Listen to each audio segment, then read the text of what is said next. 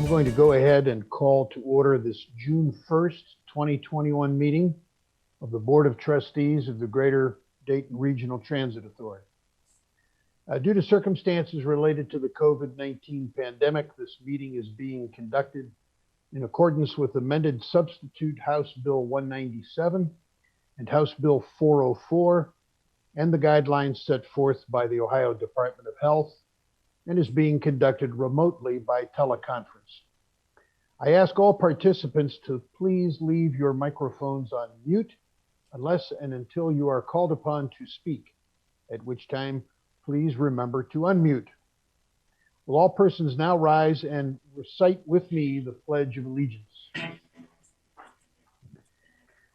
I pledge allegiance to the flag of the United States of America and to the republic for which it stands, one nation, under God, indivisible, with liberty and justice for all. Thank you. Will the secretary please call the roll of board members? Yes, sir. Mr. Williamson. Present. Mr. Lumpkin. Here. Mr. Corrado. Present. Mr. Fulenkamp. Present. Ms. Hairston. Present. Ms. Hurd. Present. Ms. Howard. Present. Ms. Matthews Stinson. And Mr. Weckesser. Here. Thank you. The roll having been called, the chair declares that a quorum is present. The bylaws of the Greater Dayton Regional Transit Authority require approval of today's meeting agenda and each board meeting by the Board of Trustees. Prior to today's meeting, a copy of the meeting agenda was presented for review to all board members. Are there any requested changes or corrections to the agenda? Hearing none, the chair will declare the agenda approved as presented. Also, prior to today's meeting, the minutes of the May 4, 2021 board meeting were presented for review to all board members. Does any board member request a reading of the minutes or suggest any corrections or additions to the minutes as presented? Hearing none, the chair will declare the minutes of the May 4, 2021 board meeting approved as presented. And let's go ahead and move on then to the committee reports. And first up will be the Finance and Personnel Committee. And I will go ahead and present these in place of Ms. Matthews Stinson. We have, I think, 3 action items for the board's consideration this afternoon. Action item number 2 is substation maintenance. The purpose of this procurement is to enter into a multi-year contract with the most qualified firm to provide inspections, maintenance, testing, and repairs for the Greater Dayton Regional Transit Authority's 9 substations and 1 switchgear at the 600 Longworth address. The maintenance portion of this contract includes training for personnel and required annual testing of RTA's line shop vehicles. In addition to the maintenance portion of the contract, the contractor will also perform commissioning services for the new substations that will be built and installed during the contract term. This project is consistent with RTA's core values of quality service and safety as we continue to maintain and improve our trolley system infrastructure. These improvements increase our ability to serve our customers and community in a reliable and more efficient way. The project will be funded through RTA's operating budget. The Finance, Personnel, and Planning Committees discussed this action item on May 18, 2021, and support the Chief Executive Officer's recommendation to the Board of Trustees. After reviewing and analyzing the proposals, The Chief Executive Officer recommends a contract award to High Voltage Maintenance for substation maintenance for 6 base years and 1 option year. Year 1, $205,950. Year 2, $226,545. Year 3, $243,023. Year 4, $258,331. Year 5, $271,249. Year 6, $271,249. And base years training and commissioning, $1,399,780, for a total of $2,876,127, and option year $284,819, with option year training and commissioning $233,220, for a total of $518,039, plus a 15% contingency of $431,419 for the base period and $77,706 for the option year, for a total of $509,125 to cover hourly rates and materials for any emergencies, for a grand total of $3,903,291. That is the recommendation. Do I have a motion to approve? This is Adrian. I move that we approve it. Motion by Ms. Hurd. Do we have a second? I'll This is second Sharon that. Hairston. I second. Second by Sharon Hairston. Motion has been properly made and seconded. Is there any more discussion or comment or questions for staff? Hearing none, I will ask the secretary to call the roll. Yes, sir. Mr. Williamson, Yes. Mr. Lumpkin, Yes. Mr. Corrado, Yes. Mr. Fulenkamp, Yes. Ms. Hairston, Yes. Ms. Hurd, Yes. Ms. Howard, Yes. and Mr. Weckesser. Yes. We have 8 in agreement. Very well. The motion having been made, properly seconded, and the roll having been called and unanimously passed by those present, the action item number 2 is hereby approved. Action item number 3, Cisco access layer upgrade. The purpose of this procurement is to upgrade the network access switches of the Greater Dayton Regional Transit Authority. The current switches are approaching end of support and need to be replaced. This replacement should position the RTA for a 10 gigabyte backbone upgrade and prepare the network for a M-Gig wireless access point rollout. The addition of intelligent PoE Plus will be useful for the VoIP telephones and IP cameras. This project is consistent with RTA's core value of quality service.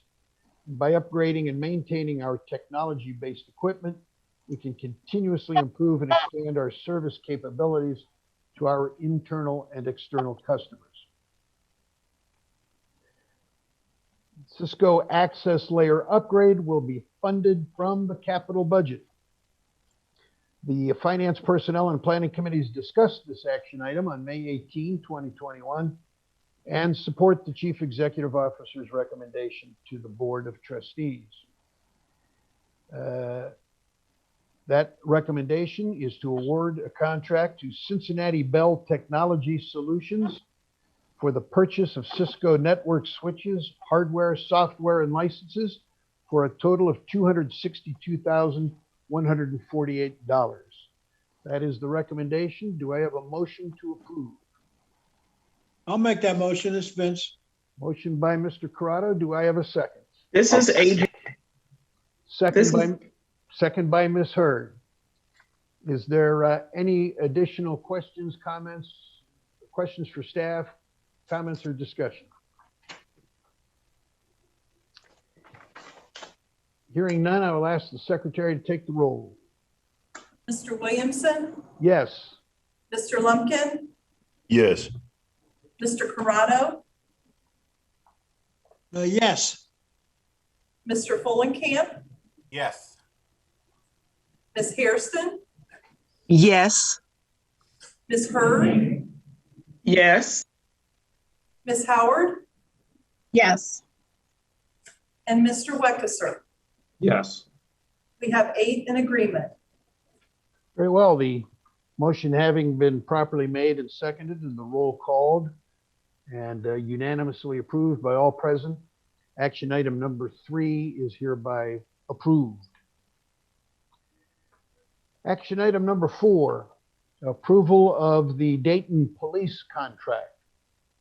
The current contract for Dayton Police services at Right Stop Plaza expires June 30, 2021.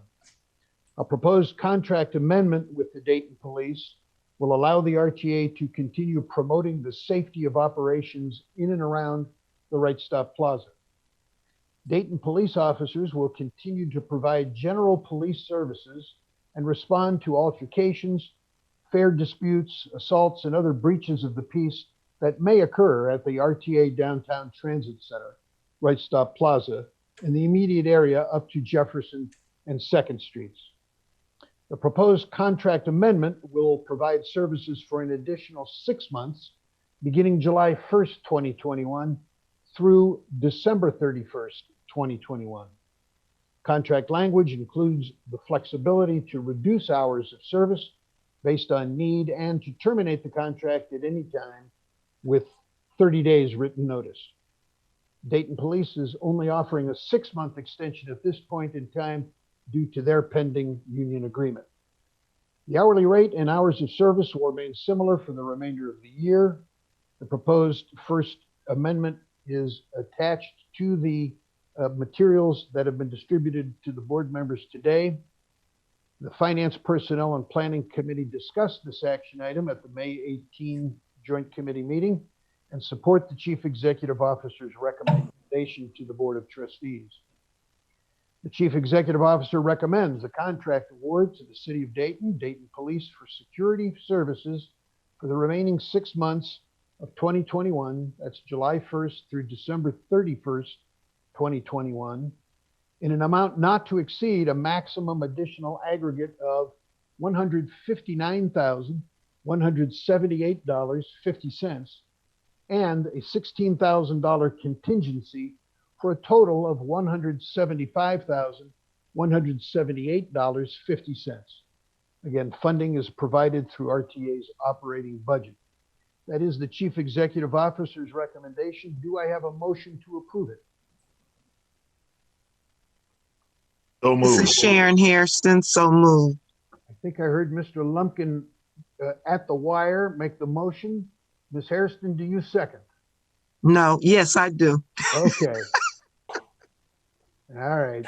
The devil Motion- made me say I no. know you did. I know you did.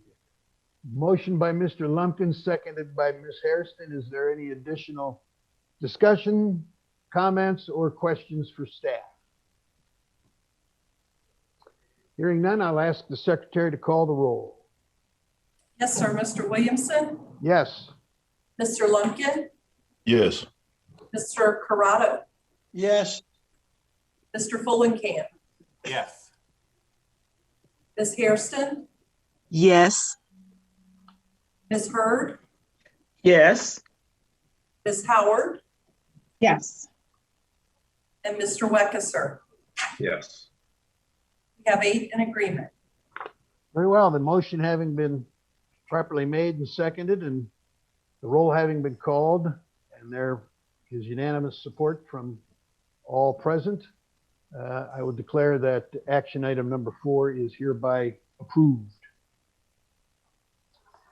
And Ms. Stanforth, I'll ask you, did Belinda have a report in addition to the action items or not? Yes, sir. She had just one short paragraph. Let me see if I can find it. Dave, would you like Mary to read that for you? That would be great. Yes, thank you. Thank you. At our meeting, I had reported a year-to-date April 2021 gain of $822,000 after capital and GASB charges.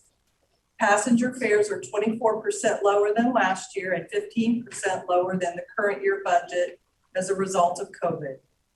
This is an improvement from March variances of 35% and 19% respectively. Federal assistance revenue line item includes CARES Act funding, which has allowed RTA to continue our full service. Total expenses are $2.5 million lower than budget. Contract services, diesel fuel, and materials and supplies were the major contributors. We're seeing monthly similarities with budget variances, and spending patterns are remaining somewhat consistent. After 1 month of sales tax receipts for 2021, we're up $163,000 over last year and up $418,000 over budget. And that would be the additional information. Very good. Thank you. That takes us to the Planning Committee. Ms. Howard. Good afternoon, everyone. The Finance, Personnel, and Planning Committees met for a jointly held meeting on May 18th. And while we do not have any action items to bring before you, we do have some important updates to provide. At the committee meeting, Mr. Brandon Palachicchio provided a summary document of recent activities in the Customer and Business Development Department. Mr. Palachicchio shared that at the height of the pandemic, when ridership was down over 60%, the RTA remained committed to providing 100% service levels to ensure customers had access to essential jobs and medical appointments. However, also due to the pandemic, RTA is now faced with another challenge, a fixed route bus operator workforce shortage, which is causing service delays and some services to not be delivered as scheduled. He shared that with customers relying on RTA to get to jobs and crucial healthcare appointments every day, it is imperative that beginning June 20th, RTA will temporarily adjust its services to ensure a stable and predictable level of service each day until the workforce shortage is resolved. Mr. Palachicchio shared the temporary service adjustments, which were based on analysis of ridership and routes, specific trips, time periods experiencing low ridership, and duplicative service coverage. Maintaining basic geographic service outage coverage was also a priority in the final design of these temporary service adjustments. He added that while these temporary service adjustments will result in more connections and longer travel times for some riders, these changes impact the least amount of customers. This concludes my report, Mr. President, and I will be happy to answer any questions you may have. Thank you, Ms. Howard. Does anyone have any questions for Ms. Howard and the Planning Committee? Hearing none, we'll move on to the Chief Executive Officer's report. Going to give a little update on our hiring. Our media campaign for bus drivers and mechanics and other staff members is in full gear. I personally see the commercials and hear the radio spots quite frequently. It has resulted in a small uptick in interest in applications, but the problem is so great that I think it's starting to come out publicly in other industries as well. You may have seen over the past week that Kings Island is reducing their hours. Today, there was a story about Huber Heights awarding a trash contract to a vendor that they had not originally chose because the original vendor had informed them that they would not be able to meet the contract due to staffing shortages. Interestingly enough, we lost a driver last week to go drive for a trash hauler because they thought there'd be better hours. And then there was a big article on the trucking industry over the weekend that talked about even throwing 30 and 40% increases out there is not resulting in more truckers. It's resulting in the current truckers that they have working less because they can still pay their bills on less hours. So this is a problem we're going to face for a while, unfortunately, I believe, but we're going to keep plugging away at it the best we can and try to come up with some creative ways to attract people, and we will likely be looking at some further service adjustments in the fall, and we'll try to be as creative as we can, maybe reduce some routes, combine some things so that we have a smaller impact on people. But I think we're going to face this at least for this next 6 months or so. So that's all I have. And otherwise, wish you all a great 4th of July weekend. I know it's early, but we won't see each other till after that. Thank you, Bob. Any questions for Bob?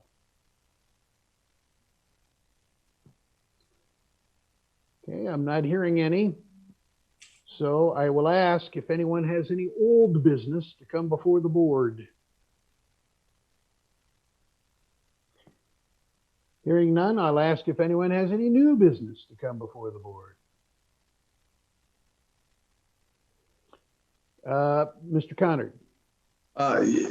Yes, are you going to be discussing the return to meetings in July? I will, just prior to adjournment. Okay, then I have nothing to add. Okay. I will ask the secretary, has any member of the public signed up for public comment today? No, sir. Very well. I will ask the board members collectively, as opposed to going down the list, does anyone have a comment to make today? That sounds like a threat.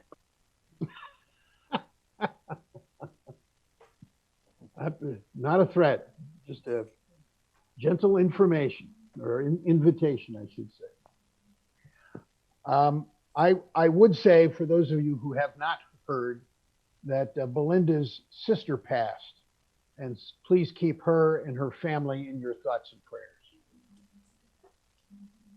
And with that, prior to adjournment, I will say that this is usually the time I announce future meeting dates. What I will announce is that there will be no joint committee meeting on June 15th.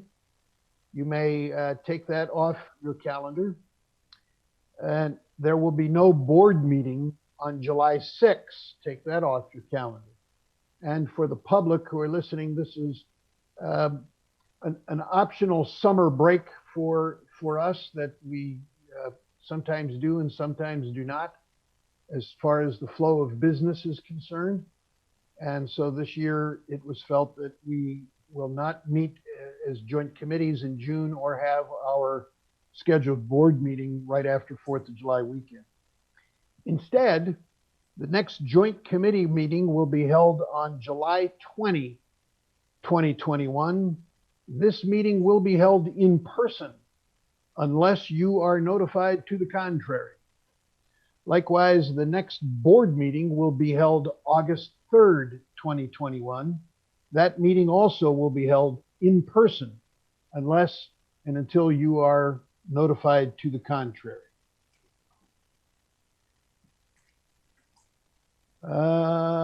That being said, and there being no further business to come before the board, do I hear any objection to the adjournment of this meeting?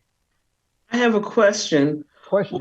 Will the July 22nd investment advisory be in person?